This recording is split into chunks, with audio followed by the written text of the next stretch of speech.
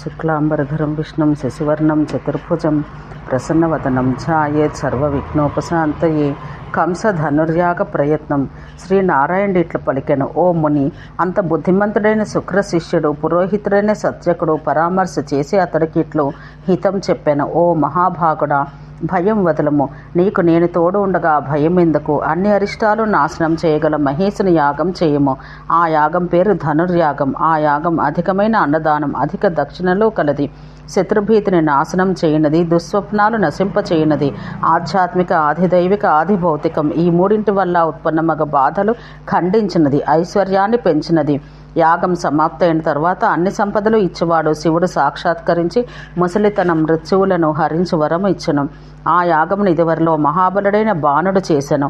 నంది, పరశురాముడు, బలవంతుల్లో శ్రేష్ఠుడైన భల్లుడు చేసిరి.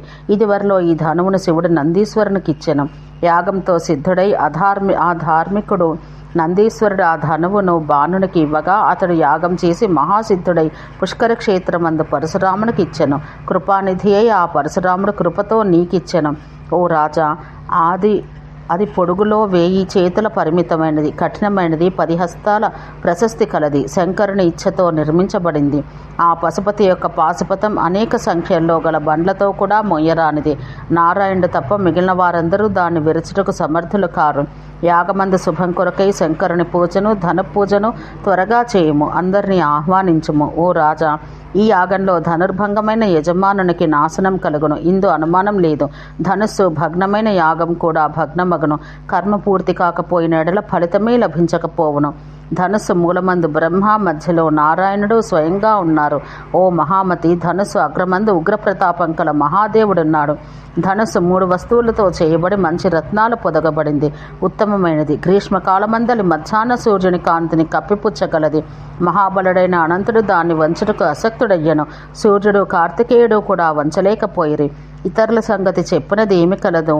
ఓ రాజా, ఇదివరలో త్రిపురారి దీనితో త్రిపుర సంహారం చేశాను. మహోత్సవమందు మంగళమునకు అర్హమైన ఆ యాగాన్ని నిర్భయంగా స్వచ్ఛందంగా చేయమని చెప్పాను. సత్యకుని మాటలు విని చంద్రవంశాన్ని వృద్ధిపరచు రాజు కంసుడు ఎల్లప్పుడూ తన హితాన్ని కోరు సర్వార్థునితో నన్ను చంపగలవాడు కులనాశనుడు వసుదేవ గృహం నందు పుట్టి ఉన్నాడు. నందుని గృహమందు నందనందనుడుగా స్వేచ్ఛగా పెరుగుతున్నాడు. సూర్యులైన నా బంధువర్గాన్ని, సువిశారదులైన మంత్రులను, పవిత్రమైన నా చెల్లెలు పూతనను బలవంతుడైన ఈ బాలకుడు చంపివేశను. బలవర్ధనుడైన ఆ బాలుడు ఒక చేతితో గోవర్ధన పర్వతాన్ని పైకెత్తి ధరించెను. సూర్యుడైన మహేంద్రుని అవమానపరచెను. చరాచరమైన బ్రహ్మరూపాన్ని బ్రహ్మకు చూపించెను. బాలవత్సల సమూహానికి కృత్రిమంగా ఆనందం కలిగించెను. సత్యక, బలవంతుడైన అతన్ని చంపటకు తగిన ఆలోచన చేయము. అతడు కాక ఈ భూమి యందు, స్వర్గంలోనూ, పాతాళమందును, ముల్లోకాల్లోనూ నాకు వేరొక శత్రువు లేడు. సజ్జనులైన రాజులు నా బంధువులు అంతటా కలరు. మహాతపస్వైన బ్రహ్మ స్వయంగా తపస్వైన శంకరుడు, అంతటా అన్ని ఆత్మల్లో ఉన్న సమదర్శి సనాతనుడు విష్ణువును, అతని బంధువులను, నందపుత్రుని చంపి నేను ముల్లోకాల్లోని పూజనంది సార్వభౌము నగుదును. గొప్పగా సప్తద్వీపాలకు ఈశ్వరుడు నగుదును. దుర్బలుడు, దైత్యులతో జయింపబడిన వాడైన ఇంద్రుని స్వర్గమందు చంపి మహేంద్రుని నగుదును. సూర్యుని జయించి నా పూర్వ పురుషుడు క్షయరోగి అయిన చంద్రుని, వాయువును, కుబేరుని, వరుణుని, యముని తప్పక జయిస్తాను. నందవ్రజానికి త్వరగా పొమ్ము. నందని, నందనందనుని, అతని అన్నైన బలవంతుడైన బలరాముని ఇప్పుడే తీసుకుని రమ్ము అనగా కంసుని మాట విని ఆ సత్యకుడు అతనితో మితమైనవి, సత్యమైనవి, నీతిసారం కలవి, అట్లే మిక్కిలి సమయానుగుణమైనవి అగు మాటలతో మహాభాగా, అక్రూరుని కాని, ఉద్ధవుని కాని, వసుదేవుని కాని నీకు ఇష్టమైన వారులని నందవ్రజానికి పంపించమనెను. సత్యకుని మాట విని ఆ సభలో స్వర్ణసింహాసనమందు కూర్చుని ఉన్న వసుదేవునితో కంసరాజు ఇట్లనెను: ఓ బంధు, నీతి శాస్త్రాల తత్వం ఎరిగిన వాడవు, ఉపాయములందు విశారదుడవు, నీవు వసుదేవసుతుని ఆలయానికి నందవ్రజానికి వెళ్ళుము. వృషభానుని, నందని, బలరాముని, నందనందనుని గోకులంలో ఉండినట్టు అందరినీ యజ్ఞానికై వెంటనే తీసుకుని రమ్ము. ఆహ్వాన పత్రికను తీసుకుని 4 దిక్కుల్లోని రాజుకు, మునులకు అందరికీ విజ్ఞాపన చేయుటకు దూతలను ఆనందంగా పంపము అనెను.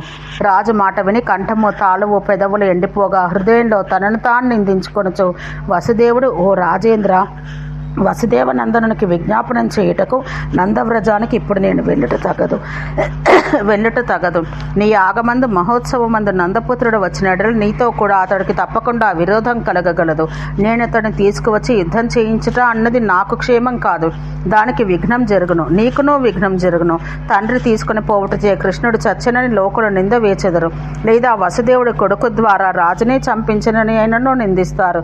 ఇద్దరిలో ఒకరికి వెంటనే మృత్యువు కలుగును, సూర్యులు పడిపోతారు, ఎవరో ఒకరు చావక యుద్ధం ఉండదు అని పలికిన వసుదేవుని మాటలు విని కన్నులు ఎర్ర తామర వలె జ్వలించుచుండ కంస మహారాజు ఖడ్గం తీసుకుని అతన్ని చంపుటకు మీదకు పోయెను. అంతటా మిక్కిలి బలవంతుడైన ఉగ్రసేనుడు హాహా అని నిరోధిస్తూ పుత్రుడైన ఆ మహారాజును ఆ క్షణంలోనే వారించెను. ఓ ముని, కోపావిష్టుడై వసుదేవుడు తన పీఠం నుంచి లేచి తన గృహానికి పోయెను. రాజు నందవ్రజానికి పోవుటకు అక్రూరుని ప్రేరేపించెను. అట్లే అన్ని దిక్కులకు త్వరగా దూతలను బయలుదేరదీసెను. మునులందరూ అక్కడికి చేరిరి. తమ పరివారాలతో సహా రాజులు, దిక్పాలురు, అందరు దేవతలు, బ్రాహ్మణులు, తపస్సులు, సనక సనందలు యజ్ఞ నిర్వహణకై పంచశిఖలు అచ్చటికి చేరుకొనిరి. బ్రహ్మ తేజస్సు చేత వెలిగిపోతూ భగవానుడైన సనత్ కుమారుడు, కపిలుడు, అసురి, పైలుడు, సుమంతుడు, సనాతనుడు, పులహుడు, పులసుడు, భృగువు, క్రతువు, అంగీరుడు, మరీచి, కశ్యపుడు, దక్షుడు, అత్రి, చవనుడు, భరద్వాజుడు, వ్యాసుడు, గౌతముడు, పరాశరుడు, ప్రచేతుడు, వశిష్ఠుడు, సంవర్తుడు, బృహస్పతి, కాత్యాయనుడు, యాజ్ఞవల్క్యుడు, ఉత్తంకుడు, సౌభరి, పర్వతుడు, దేవరుడు, జయేచ్ఛగల జైముని, విశ్వామిత్రుడు, సుతపుడు, పిప్పలుడు, సాకటాయనుడు, జాబాలి, జాంగలి, అపిసలి, శిలాలికుడు, ఆస్తికుడు, జరత్కారుడు, కళ్యాణమిత్రకుడు, దూర్వాసుడు, వామదేవుడు, ఋష్యశృంగుడు, విభాండకుడు, పధి, కవి, కణాదుడు, కౌశికుడు, పాణిని, కౌసుడు, ఆఘమర్షణుడు, వాల్మీకి, లోమహర్షణుడు, మార్కండేయుడు, మృకండుడు, పరశురాముడు, సాంకృతి, అగస్త్యుడు, వాంతుడు ఇంకను అనేకులు ఇతర మనులు యాగభూమికి చేరిరి. ఓ ముని, శిష్యులు, పుత్రులతో కూడిన బ్రాహ్మణులు, తపస్సులు చేరిరి. జరాసంధుడు, దంతవక్త్రుడు, దాంభికుడు, ద్రవిడాధిపుడు, శిశుపాలుడు, భీష్మకుడు, భగదత్తుడు, ముద్గలుడు, ధార్తరాష్ట్రుడు, ధూమకేతువు, శంబరుడు, శల్యుడు, సత్రాజిత్తు, శంకుడు ఇంకను మహాబలవంతులైన నృపులు, భీష్ముడు, ద్రోణుడు, కృపాచార్యుడు, మహాబలుడు, అశ్వత్థామ, భూరిశ్రవుడు, శాల్వుడు, కైకేయుడు, కౌసలుడు వచ్చి చేరిరి. వీరందరినీ మహారాజు తగిన రీతిగా పలకరించెను. శుభలక్షణం చూసి సత్యకుడు యజ్ఞదినాన్ని నిర్ణయించెను. ఓం శాంతి శాంతి శాంతి.